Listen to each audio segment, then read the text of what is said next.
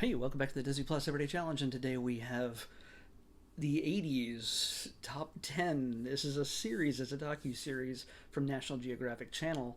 This is it's about the 80s. Hey, look at that.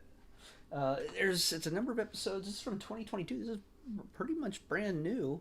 It's only one season so far, but there are 6 episodes, and it focuses, obviously, on different aspects of the 80s, and it's pretty. The first episode, which is the only one I watched, is about water cooler moments, and it warns you right off the bat. This is not going to be like all the big, sad, scary ones. The shuttle blowing up, or John Lennon or Reagan getting shot. It's none of those things. They're sticking to the positive side, because there's always retrospectives about all the bad stuff. But they talk about some of the most impactful pop culture moments in the 80s. So all of it, all 10 years are fair game. And they start out with, oh yeah, like I said, water cooler moments. So yeah, so there was a space shuttle there. Yeah, they did focus on the space shuttle, but and while they do mention the Challenger explosion in '86, they talk about the first trip in '81, where it was America's first return to space after a number of years away. So almost 10 years without a very active space program. And it was very different because, hey, you know what? We got a ship that rockets off into space and then lands like a jet. It was something completely unique, and we could reuse these things. And Challenger would get used a number of times until its fateful end in '86. But yeah. Oh, by the way, do you notice it's Rob Lowe? Yeah, Rob Lowe is our host here. There's another narrator. She sort of takes you through the whole thing, but they bounce around all different aspects. A lot of it is TV related. I'm not gonna give you what order these things are, but they're music and TV related and things like that. So like the final episode of MASH, or Who Shot JR, or Madonna appearing on the MTV Music Video Awards as just basically changing the game in how things were. Also, the introduction of rap music into the mainstream with Run DMC covering Aerosmith's song along with Aerosmith back in the day. Also Live Aid, and yeah, there's I'm not gonna give away the big one, but they were all televised pretty much. I think all of this stuff focuses on being televised. So yeah, Oprah was one of them. So I may have told you almost 10 of them, but I have not given away the big one.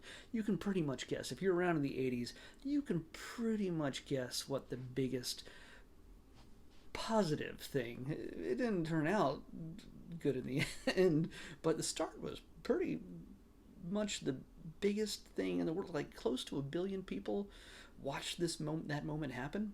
So it's kind of a big, yeah. It's just pretty it's pretty light. It's not one of your normal National Geographic nature documentaries. They're not looking at any lizards, or emptying a mummy tomb or anything. But yeah, you get the first and the second episode is about streetwear. Apparently, I guess Air Jordans. I don't know. Oh yeah, of course, the leggings for you know what were they called?